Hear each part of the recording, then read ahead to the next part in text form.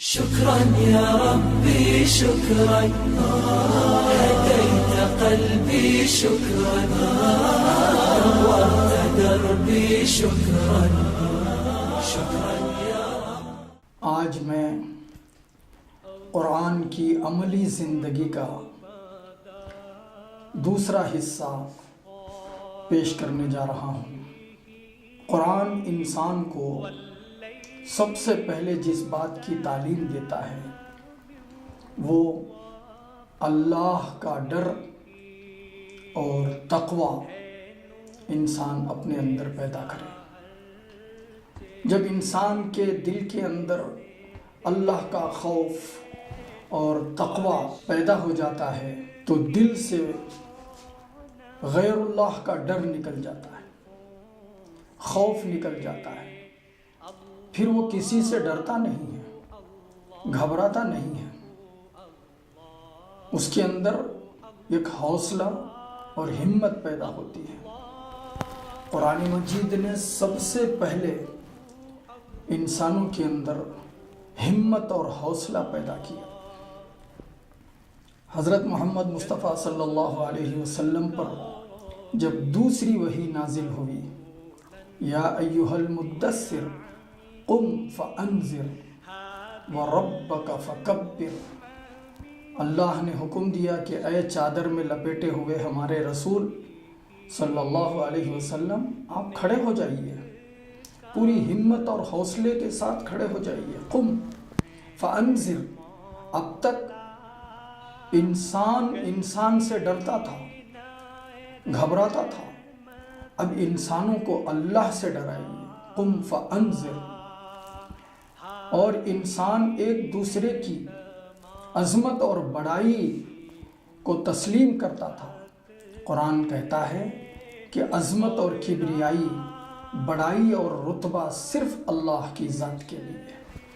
وَرَبَّكَ فَكَبِّرْ، اپنے رب کی بڑائی اور تکبیر بیان کیجیے۔ یہ قرآن کی عملی زندگی کی پہلی تاکید ہے کہ دل کے اندر دنیا کی کسی چیز کی بڑائی نہیں ہونا چاہیے، نہ انسانوں کی بڑائی، نہ مال کی بڑائی، نہ طاقت کی بڑائی، نہ حکومت کی بڑائی، نہ مجرموں کا خوف، نہ دشمنوں کا خوف، نہ جانوروں کا خوف، کسی بھی چیز کا خوف ایک مسلمان کے دل کے اندر نہیں ہونا چاہیے۔ مسلمان تو صرف اللہ سے ڈرنے والا اور اللہ ہی کے سامنے سر جھکانے والا ہونا چاہیے۔ جب اللہ کا خوف انسان کے دل کے اندر پیدا ہو جاتا ہے تو پھر انسان وقت کے یزیدوں کی آنکھوں میں آنکھیں ڈال کر انہیں للکارنے کا شعور اس کے اندر آ جاتا ہے۔ وہ کسی فرعون کو خاطر میں نہیں لاتا، حاجت روائی کے لیے وہ کسی انسان کے سامنے ہاتھ نہیں پھیلاتا۔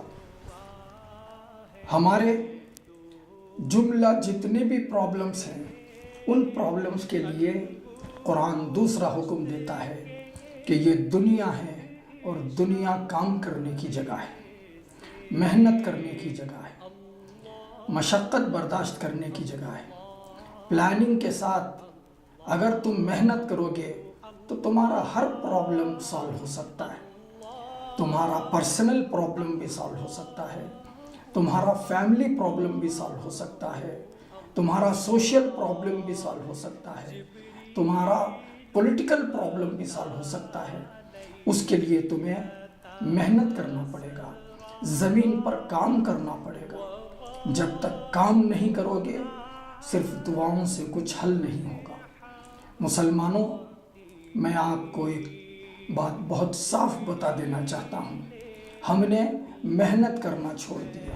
اگر ہم محنت کریں گے، جد و جہد کریں گے تو یقیناً ہمیں کامیابی ملے گی۔ اور محنت اور جد و جہد کے لیے بنیادی چیز ایجوکیشن ہے، تعلیم ہے۔ آج ہم نے تعلیم کو دو حصوں میں تقسیم کر دیا ہے، دینی تعلیم اور دنیاوی تعلیم۔ تعلیم صرف تعلیم ہے، ایجوکیشن صرف ایجوکیشن ہے، نالج صرف نالج ہے۔ اس کے اندر قرآن کی تعلیم بھی ہے، اس کے اندر دنیا کی تعلیم بھی ہے۔ یہ دونوں چیزوں کی تعلیم یکساں طور پر حاصل کرنے کا قرآن ہم کو حکم کرتا ہے تاکہ تمہاری زندگی کامیاب ہو سکے۔ اللہ تعالیٰ سے دعا فرمائیے اللہ تعالیٰ کا خوف ہمارے دلوں کے اندر پیدا ہو جائے، ہمیں محنت کرنے والا بنا دے اور ہر طرح کا ایجوکیشن اور تعلیم ہمارے اندر آ جائے، اس کے لیے اللہ تعالیٰ توفیق عطا فرمائے۔ السلام علیکم ورحمۃ اللہ وبرکاتہ۔ آج کے دور میں ہم آپس میں ایک دوسرے سے بھلائی کے ساتھ زندگی گزارنا چاہیے، خیر خواہی کے ساتھ زندگی گزارنا چاہیے۔ شكرا يا ربي شكرا هديت قلبي شكرا نورت دربي شكرا